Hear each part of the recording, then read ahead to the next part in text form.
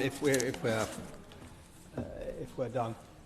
My Lords, I'm very grateful to everyone who's spoken in this debate, and I want to say that we, on our side, are very supportive of the importance of taking into account the needs of people dwelling in rural areas. Indeed, we have our own amendment to a very similar effect in a later group, which could have been disposed of. Our proposal to the Liberal Democrats was that this be wrapped up with their proposals, but that was rejected. So now it's going to be debated as a separate group and somewhat repetitiously towards the end of at the end of the list. So we do generally support that. A lot of what I wanted to say has actually been anticipated. I know he doesn't like the fact that he and I agree on quite a lot of things, but by the noble Lord Snape, who has brought a dose of sensible realism to the debate for the first time, perhaps, in our committee, supported in that endeavour by the noble Lord Burns, with his practical knowledge of having examined the bus routes, or the lack of bus routes, the potential bus routes, in North Wales. The noble Baroness Lady Pinnock said this bill will transform bus services. Well, as shorthand for an aspiration, that's fair enough, but the bill is not, in itself, is not going to transform bus services at all, though that might be the aim. What it is going to do is transform the governance of bus services in two particular ways, but both of them subject to the provision of very, very large amounts of money, which can only come from central government and which is not apparent at the moment, though we are all aware that a spending review is in hand, and who knows what, you stick in your thumb and pull out a plum, who knows what's going to arrive for bus services or rural bus services when the Chancellor has completed her work. But at the moment we can't say that. We can only say that a large amount of it will be needed.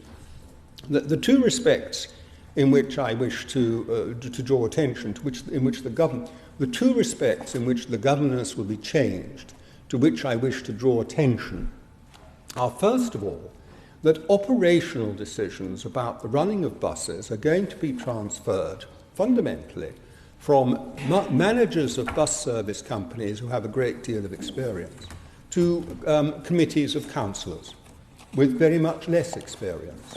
Now, they are going to be advised, they will take advice, no doubt, and the government has said that they are going to offer them the advice of the Bus Centre for Excellence to do the sorts of things that the noble Lord Burns referred to. And they include particularly route planning, but they will also be responsible for fare setting, and that in itself is, fares and ticketing is a great skill and art. It isn't just something we might all think it's terribly easy to decide on a bus fare, but the whole business of fares and ticketing is a professional and skilled business. So there's a great deal to do, which they're going to have to do, which they will now be responsible for, which previously they were not, with very little skilled support, because the Bus Centre for Excellence is a relatively small operation. The other way in which the governance is going to be transformed, and this is what relates to my three amendments in this particular group, which I'll dispose of briefly in a moment, is that for the first time, effectively, the Secretary of State is going to be issuing guidance that will shape the provision of bus services in a way that simply isn't the case when bus services are provided privately. And indeed, as far as I'm aware, is not the case in, let us say, Manchester, where there is no great guidance coming from the government, where Manchester has adopted the franchising powers already. But there will be guidance, and the local transport authorities in providing bus services are going to be subject to it. But very typically for this government, and we saw the same approach with the Rail Passenger Services Bill, the government's attitude is to say, let's change the structure, let's change the accountability, let's change who's running it all, and it's bound to be better. Bound to be. We don't need to tell you how it's going to be better. but it's bound to be better because we're better at it. But some of us are a bit more sceptical about that. We'd actually like to know a little bit about what's going to be in the guidance, but we get no indication of it from the bill, and the Minister has not been pressed on it as far as I know so far. So quite apart from what the other amendments in this group want to achieve concerning guidance on rural services, which, as I say, we have some sympathy for, we've also listed in Amendments 73, 79B and 79D 3 areas which we think are important. But, I mean, other noble lords could suggest areas of importance to them on which we think there should be some sort of guidance, that we'd like to know what guidance the government is going to give. One of them is to do with passenger complaints. Private bus companies are not terribly good at passenger complaints.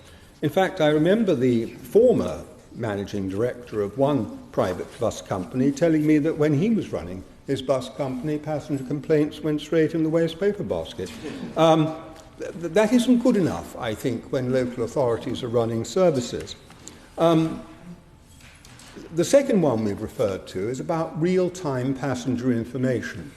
And although the amendment refers simply to real-time passenger information, obviously in a modern transport system that should be linked to intermodal information as well.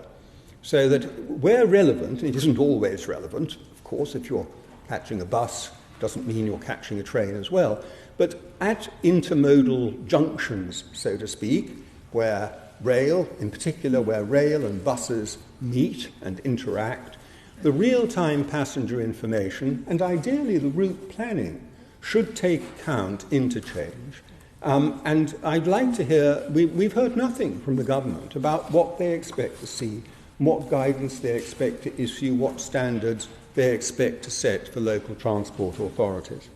The final one I put in, and again it's an intermodal question, is simply to remind everybody that airports, particularly regional airports, need to be taken account of when we consider intermodality, and that where bus services are provided, then often the local transport authority should take account of the need of airport passengers, air passengers as well, to try and reduce the number of cars that need to visit airports. They're not very exciting in themselves. They're 3 fairly common sense points. And as I say, there are others that noble lords might wish to add. But a direction, a sense of direction from the government about where their guidance is going to be taking us, I think is really important, because as with the railways, trust us should not be enough for this committee.